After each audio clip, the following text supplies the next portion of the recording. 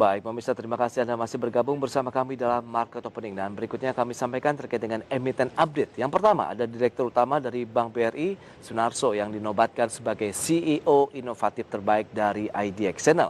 Kemudian berikutnya, direksi dirombak. Ini saham dari Bank BNI dengan kerjasama BBNI menjadi sasaran jual oleh investor asing. Dan emiten update berikutnya di mana hari ini Inco akan berencana untuk menggelar RUPSLB dengan sejumlah agenda penting diantaranya perubahan pengurus dari perseroan. Emiten update berikutnya ada RUPSLB Good atau GOOD yang menyetujui rencana buyback saham maksimal 100 miliar rupiah. Itu dia. Kemudian selanjutnya kita akan cermati dari pergerakan secara fundamental dari Inco atau Vale Indonesia. Selengkapnya bisa Anda saksikan kembali di layar televisi Anda. Ya, kita cermati untuk Inco, di mana emiten update yang akan menggelar RUPS ini, kinerja pada penutupan Jumat pekan lalu stagnan saja, berada di level 3.910 dengan kinerja year to date atau tahun berjalan masih mengalami kenaikan 7,42% dengan PE rasionya sekitar 25,57 kali. Adapun net profit di sepanjang semester 1 tahun ini sekitar 53 juta dolar Amerika. Dengan market cap mencapai 38,85 triliun rupiah. Baik, itu dia update untuk Inco. Kita akan membahas kembali bersama dengan Pak Hans.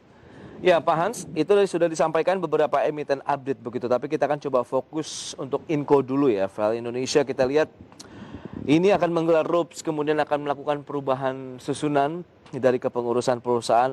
Analisis Anda bagaimana? Hari ini naik tipis saja Pak Hans, hanya 0,26%. Apakah ini juga akan meningkatkan kinerja dari sisi manajemen atau bagaimana? Ya, Inco sebenarnya tahun ini terbantu dengan harga nikel yang mulai naik ya di semester kedua awal ini yang mulai bergerak naik harga nikel dunia gitu. Baik. Ini menguntungkan bagi mereka. Kemudian memang dari semester 1 pun nikel memang ada pergerakan harga nikel yang baik, ini menguntungkan bagi korporasi gitu. Kalau kita lihat dari data-data fundamental yang ada gitu, harga saham saat ini diperdagangkan dengan PER 25,4 ya, ini proyeksi PER gitu ya. Jadi EPS mengalami peningkatan di periode pandemik, mereka mampu menaikkan EPS, kemudian price book value itu di 1,34 ya. Memang rata-rata perusahaan memang perdagangannya kurang lebih di level-level saat ini gitu. Tapi PER-nya memang masih ada upside potensi gitu. Jadi sebenarnya saham ini masih cukup menarik menurut kita Inco untuk diakumulasi. Nah, secara teknikal memang trennya lagi bergerak naik ya. Betul. Jadi memang lebih baik kalau ada koreksi baru melakukan pembelian untuk Inco sendiri gitu. Oke, buy on weakness saja begitu. Kalau kita lihat memang pergerakannya dalam 1 bulan secara teknikal trennya sudah mulai naik, tapi ada konsolidasi di ujung sana begitu, mungkin karena sudah overbought juga. Kalau kita lihat pergerakan dari Inco 3920 pada pergerakan hari ini, rekomendasinya seperti apa Pak Hans? Apakah ini menjadi bagian dari portofolio investor maupun traders atau sebaiknya di hold dulu, tahan dulu kalau mau masuk? Ya, kita lebih merekomendasikan buy weakness ya, 3760 sampai 3850 buy weakness untuk Inco sendiri gitu. Jadi jangan saat ini untuk membeli. Ada yang menarik bahwa harga saham bergerak naik, tapi kita melihat volume transaksi agak bergerak turun ya. Jadi takutnya partisipan pelaku pasar dalam pergerakan naik berkurang sehingga membuka peluang bagi Inco untuk koreksi terlebih dahulu. Baik, dengan peluang resisten atau potensial upside setelah mengalami pelemahan untuk Inco ke berapa Pak Hans?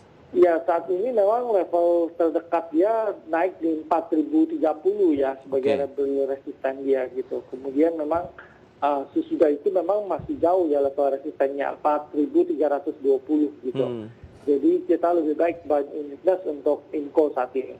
Baik, itu buy on weakness untuk Inco. Kalau kita cermati dari sisi sektornya begitu, komoditas bahan, Anda melihat dan mungkin sejumlah analis lainnya begitu, apakah komoditas masih cukup menarik untuk menjadi bagian dari portofolio dengan sudah dibukanya lockdown dari sejumlah negara-negara tujuan ekspor komoditas Indonesia? Ya, memang kalau kita lihat Indonesia punya pengaruh cukup besar juga kepada nikel gitu ya. Oke. Jadi kita salah satu produksi yang cukup besar di dunia gitu. Hmm. Kemudian ke depan ferronikel ini akan jadi teknologi yang sangat penting karena akan dipakai di baterai ya. Ke depan Oke. kita tahu bahwa teknologi mobil listrik, kemudian pemakaian listrik tenaga matahari itu membutuhkan baterai untuk perumahan, kemudian mobil listrik perlu baterai cukup banyak. Ferronikel ini salah satu produsen terbesarnya ada di Indonesia gitu. Baik. Jadi memang yang harus dilakukan oleh pemerintah itu lebih menahan supaya ekspor nikel kita tertahan dipakai di produksi dalam negeri dan ke depan harga nikel kemungkinan akan cenderung bergerak naik ke atas. Oke, tapi kalau kita lihat dengan data-data di dalam negeri begitu, rekomendasi yang bisa Anda berikan apa ini untuk perdagangan hari ini, Pak Hans? Oke lah, tadi komoditas sudah mulai menggeliat. Apakah kita bisa mengambil posisi beli misalnya untuk sektor perkebunan ataupun pertambangan begitu, Pak Hans? Atau masih mengambil posisi wait and see dulu? Ya, secara umum indeks ini kemungkinan akan bergerak turun ke bawah ya. Kalau kita lihat karena memang kenaikan sudah cukup banyak di indeks harga saham gabungan. Kemudian kita tahu bahwa tidak banyak trigger berarti yang ada di pasar saat ini. Memang kita lihat ada pemulihan data ekonomi ya yang terjadi, tapi deltanya percepatan pemulihan data ekonomi itu melambat gitu. Ini menimbulkan kekhawatiran orang gitu. Nah kemudian kita memasuki 2 bulan ke depan itu akan ada pemilu Amerika, Pilpres 3 November gitu. Sejauh ini belum ada penundaan dan periode ini menjadi perhatian pelaku pasar ya. Biasanya Nasdaq, Dow dan yang lain itu selalu bergerak naik ketika periode menjelang pemilihan presiden. Tapi ini sudah terjadi rally yang jauh lebih panjang sebelumnya gitu. Sehingga saat ini orang memperhatikan. Nah perkiraannya saat ini mungkin ya Demokrat bisa memenangkan pemilu gitu. Sehingga kita harus menunggu mencermati dengan hati-hati apa perubahan kebijakan dari Partai Demokrat terhadap kebijakan yang diambil Republik. Oke, Pak Hans, berarti memang faktor-faktor yang perlu dicermati ataupun menjadi sentimen masih dari global begitu. Kita di dalam negeri juga kita masih belum ada data-data yang akan disampaikan karena sudah dirilis beberapa waktu sebelumnya. Kita akan jeda dulu sebentar, Pak Hans. Dan pemirsa, kami akan segera kembali sesaat lagi.